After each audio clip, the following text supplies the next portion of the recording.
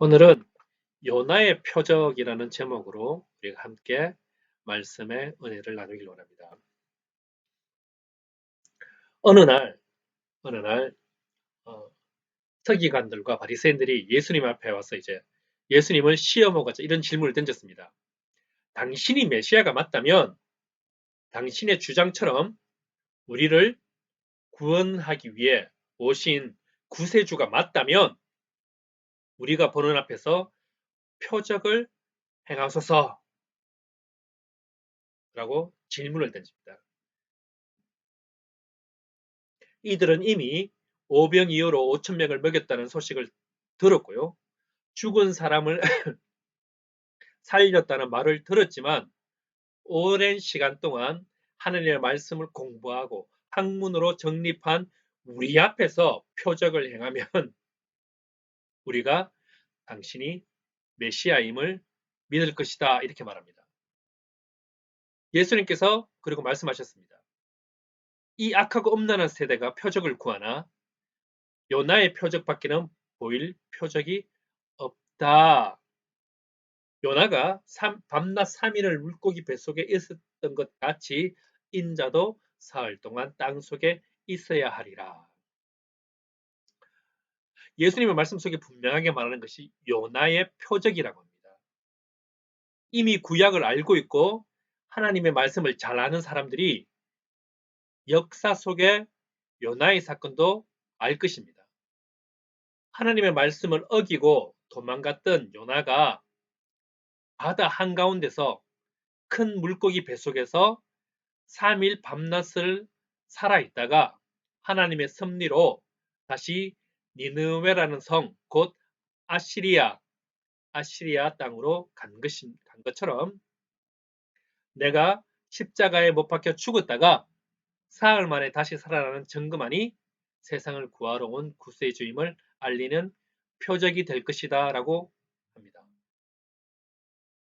예수님의 말씀을 바로 이해했다면 구약시대에 마치 어린 아이의 동화책 속에서 나올 법한 이런 요나의 사건이야말로 예수님이 메시아임을 증명할 수 있는 가장 확실하고 유일한 사건이라는 사실입니다. 예수님께서 요나의 표적밖에는 없다라고 하셨습니다. 많은 표적과 이적들이 있었지만 예수님께서 이 땅에 왜 오셨는지에 대한 표적은요, 요나의 표적뿐이라는 것입니다. 그런데 요나서의 주인공은 누구겠습니까? 요나서의 주인공은 요나가 아닙니다. 요나서라는 책 이름도 요나입니다. 근데 요나라는 이 이름의 뜻은요, 비둘기라는 뜻을 가지고 있습니다. 요나는 원수의 국가, 그때 당시 이스라엘의 원수의 국가였던 아시리아의 니느웨라는 성에 가서 복음을 전하라는 말을 들었지만 요나는 민족의 정체성과 감정으로 인해 하나님의 말씀을 듣지 않고 다시스라는 곳으로 도망가 버립니다. 이 다시스가 오늘날로 따지면 지금의 스페인입니다. 요나가 하나님의 명령을 어기고 도망가려고 한 곳은 다시스, 이스라엘에서 도망간 것이 스페인이라는 것입니다.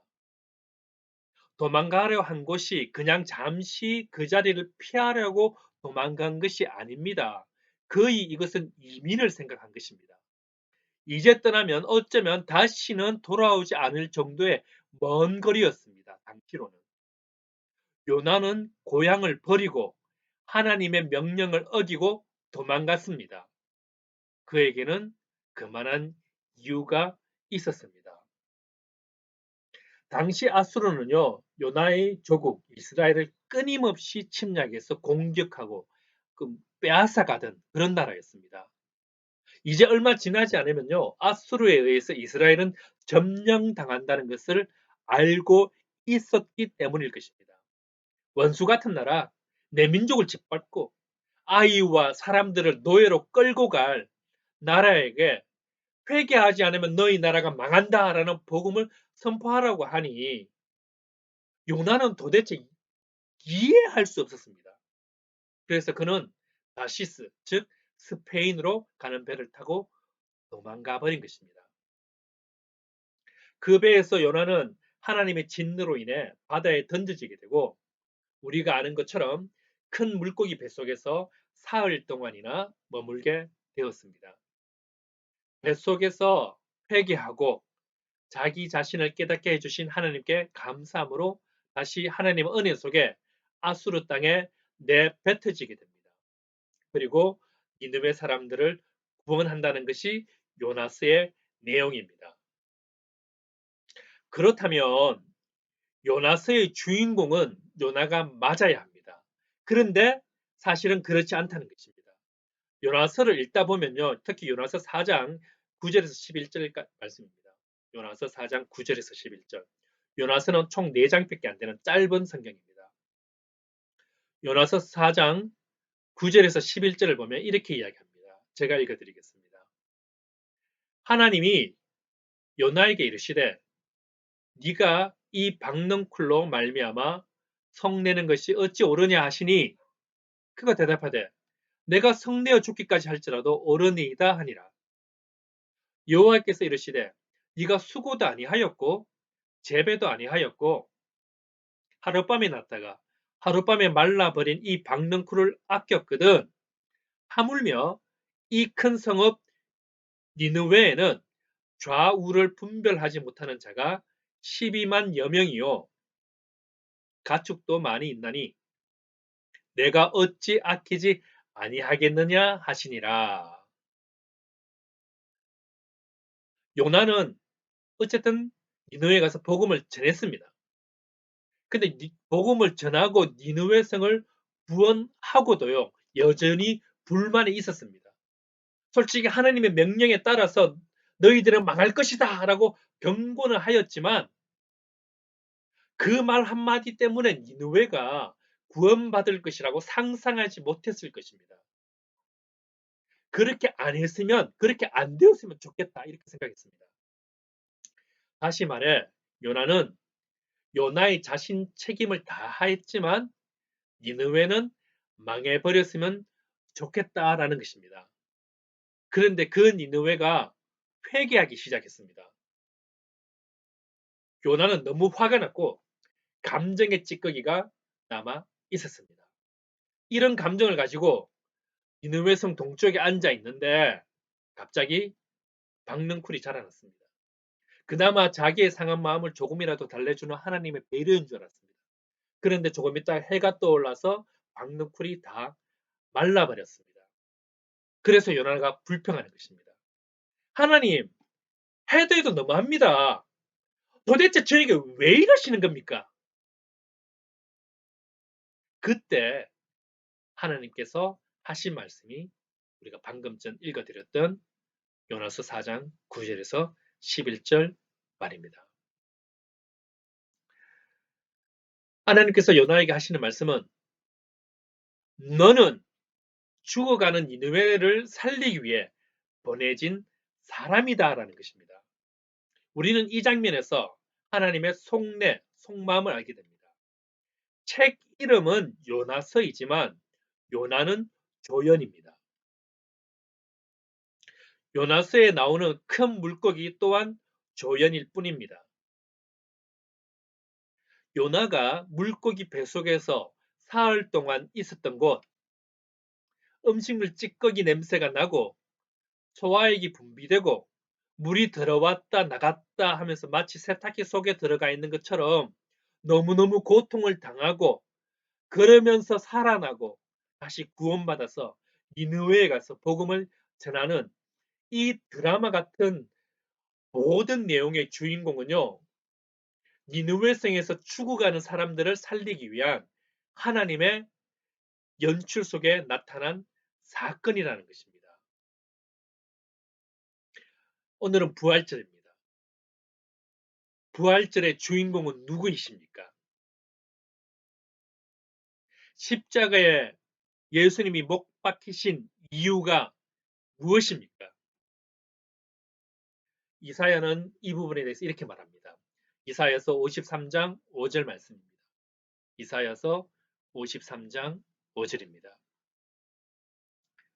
그러나 그가 찔린 것은 우리의 허물 때문이고 그가 상처를 받은 것은 우리의 약함 때문이다. 그가 징계를 받음으로써 우리가 평화를 누리고 그가 매 맞음으로써 우리의 병이 나았다.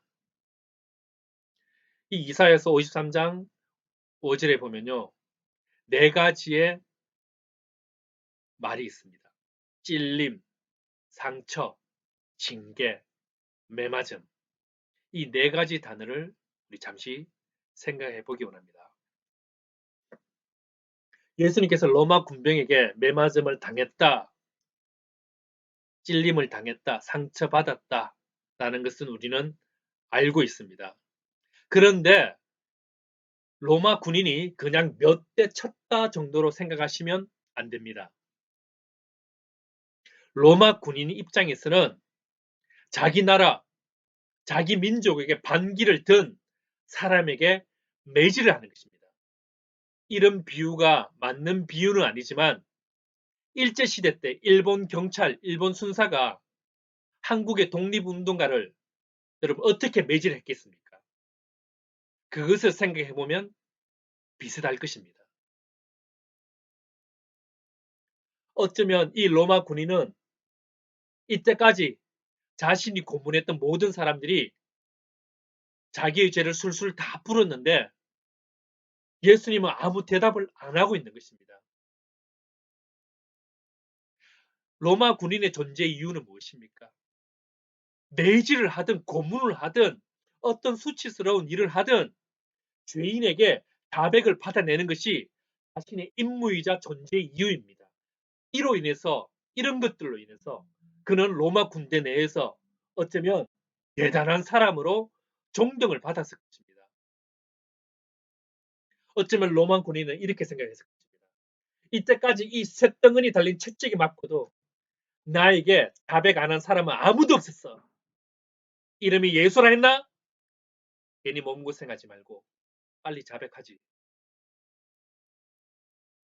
그러나 예수님은 도살장에 끌려가는 어린 양처럼 아무 말이 없었습니다. 로마 군인이 한 대 내려쳤습니다.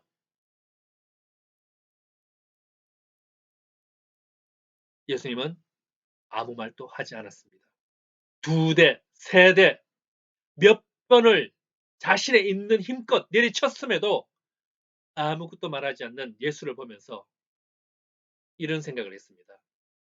아, 이놈은 때려서 될 놈이 아니구나. 수치를 줘야겠구나. 수치스러움을 줘야겠어. 예수의 옷을 벗겨버리자. 그리고 벗겨버렸습니다.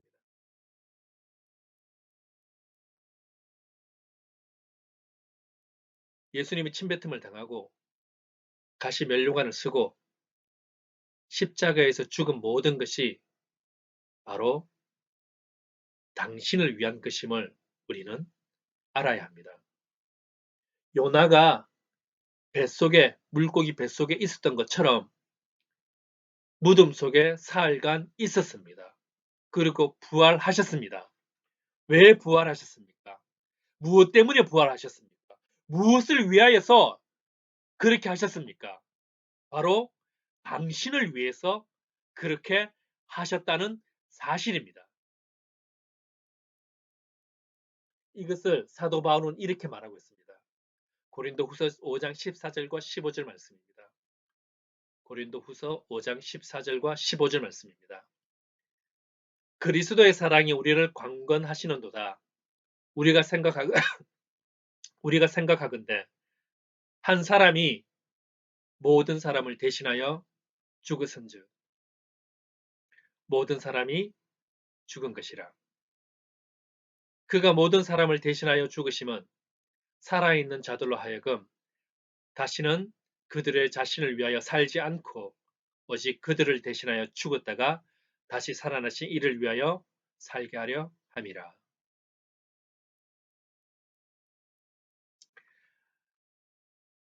살게 하려 함이라. 무슨 말입니까? 예수님의 죽음도 예수님의 부활도 예수님 자신을 위한 일이 아니라 바로 당신을 위한 하나님의 사랑입니다. 당신을 위한 하나님의 철저히 계획된 위대한 사건이라는 것이죠. 요나의 주인공이 요나가 아니듯이 부활의 주인공은 예수님이 아닙니다. 바로 당신이십니다. 예수님이 고통을 받으시고 죽으신 것도, 그리고 부활하신 것도 예수님을 위해서가 아니라 당신 때문입니다. When Jesus was on the cross, you are in his heart.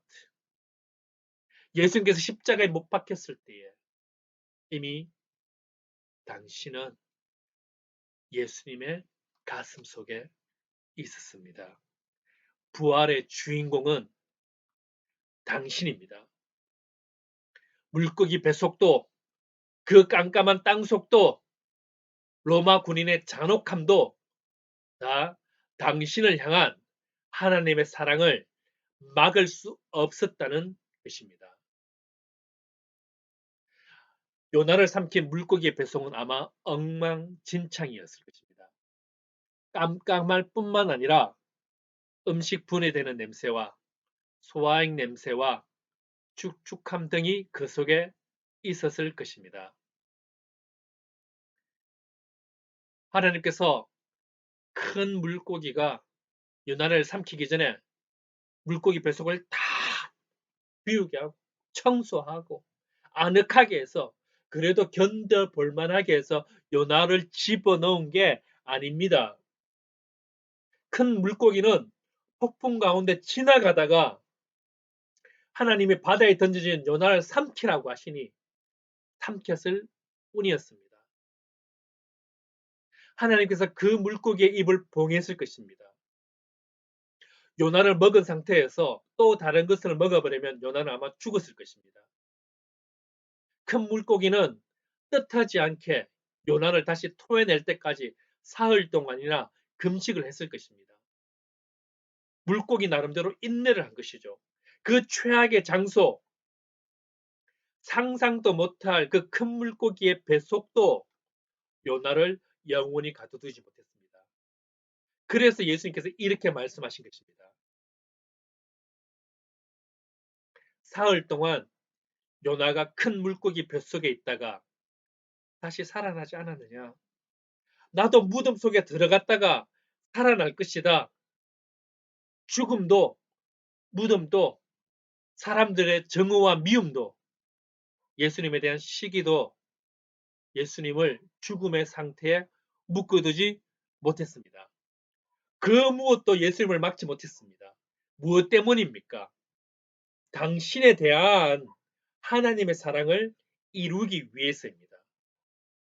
이 세상의 그 무엇도 하나님의 사랑, 당신을 향한 하나님의 사랑을 막을 것이 없다는 사실입니다.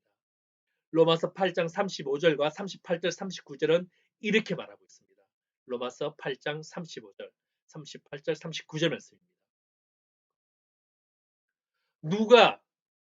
누가 우리를 그리스도의 사랑에서 끊으리요? 환난이나 공고나 박해나 기근이나 적신이나 위험이나 칼이랴.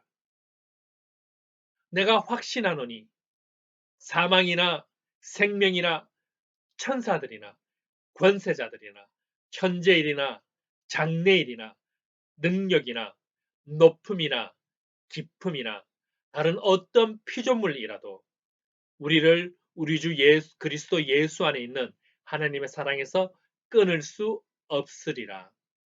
그 무엇도 끊을 수 없다라고 성경은 분명히 말하고 있습니다. 예수님께서 다시 사신 것, 예수님께서 부활하신 것은 당신을 향한 하나님의 사랑을 증명했을 뿐만 아니라 그 사랑이 얼마나 위대하고 확실하고 놀라운지 우리에게 증명하신 것입니다. 여러분 앞에 한 걸음도 더 내디딜 수 없을 만큼 높은 산과 깊은 물이 가로막혀 있다 할지라도 물고기 뱃속도, 깜깜한 암흑의 땅속도 당신을 향한 하나님의 사랑을 막을 수 없었던 것처럼 우리는 그 사랑 안에서 반드시 모든 것을 극복하게 될 것입니다. 예수님께서 죽으시고 부활하시며 말씀하셨습니다. 내가 부활의 첫 열매가 되리라. 첫 열매가 되었다는 것은 두 번째, 세 번째도 있다는 것입니다. 이것은 얼마나 놀라운 사랑을 받고 있는지 말해주고 있습니다. 당신을 향한 하나님의 사랑은 그 무엇도 막을 수 없을 뿐만 아니라 우리는 두 번째, 세 번째 부활이 우리에게 기다리고 있다는 사실입니다. 그렇다면 이 사랑을 받은 우리는 어떻게 살아야 할까요?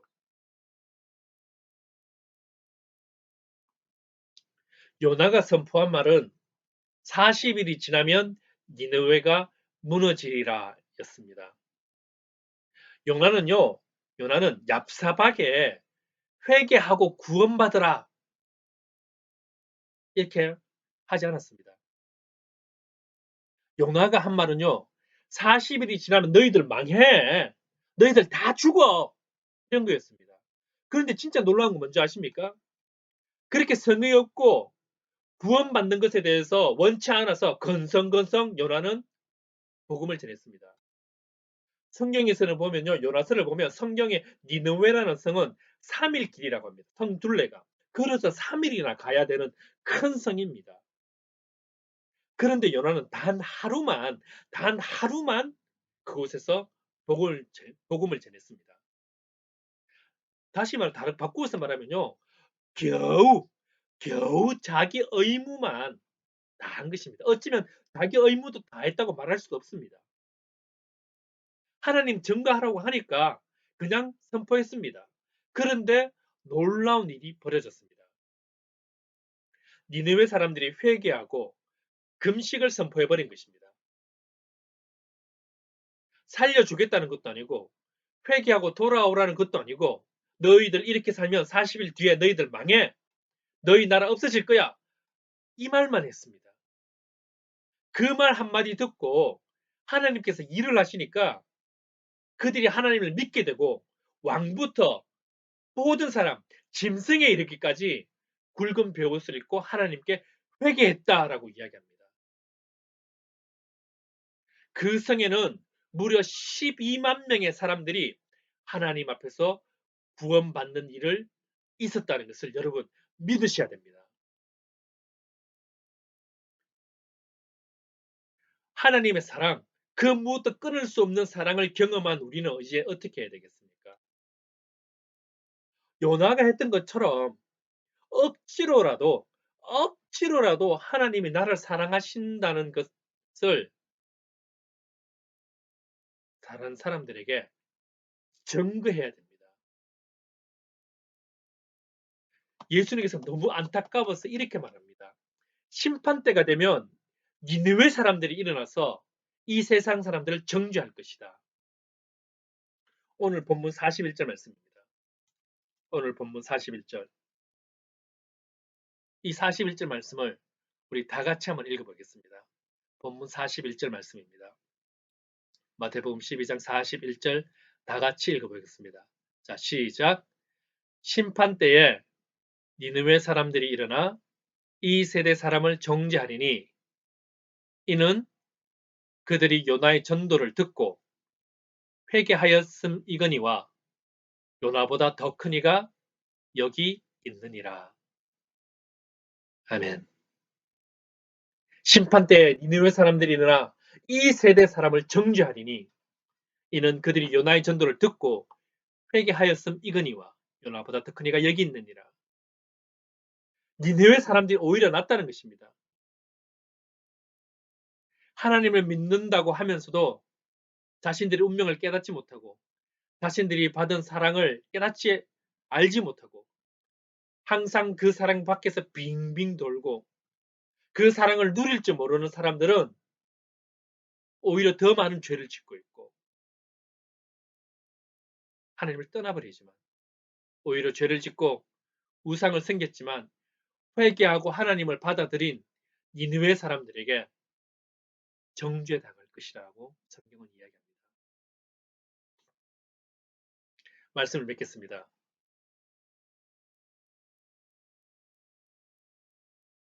부활의 주인공은 당신입니다. 당신이 부활의 주인공이십니다. 예수님은 당신을 주인공으로 만드시기 위해 죽으시고 부활하셨습니다. 당신은 그런 소중한 존재입니다. 이제 그 사랑을 선포하는 삶을 살아갈 수 있길 바랍니다. 바울처럼 내가 억지로 복음을 전할지라도 복음을 전하지 않으면 화가 있으리라고 바울은 이야기합니다. 고린도전서 9장 16절 말씀은 이렇게 이야기합니다. 고린도전서 9장 16절 말씀입니다.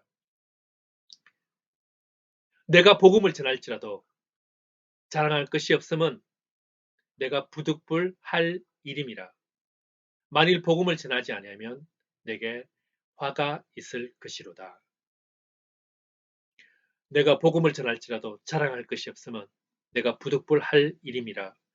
만일 복음을 전하지 아니하면 내게 화가 있을 것이로다. 복음을 전하지 않는다는 것은 하나님의 사랑을 저버리는 것입니다. 사랑을 받았음에도 불구하고 모른 채 하는 것입니다.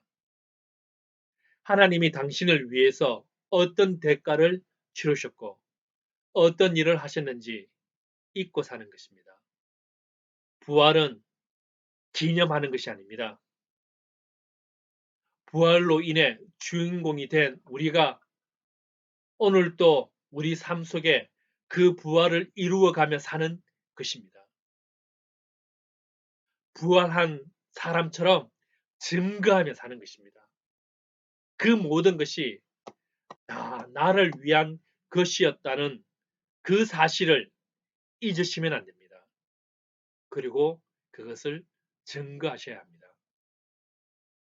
이번 부활절은 우리가 함께 모이지 못하고 함께 부활의 의미를 말하지 못하지만 이 부활절의 주인공은 당신임을 잊지 마시기 바랍니다.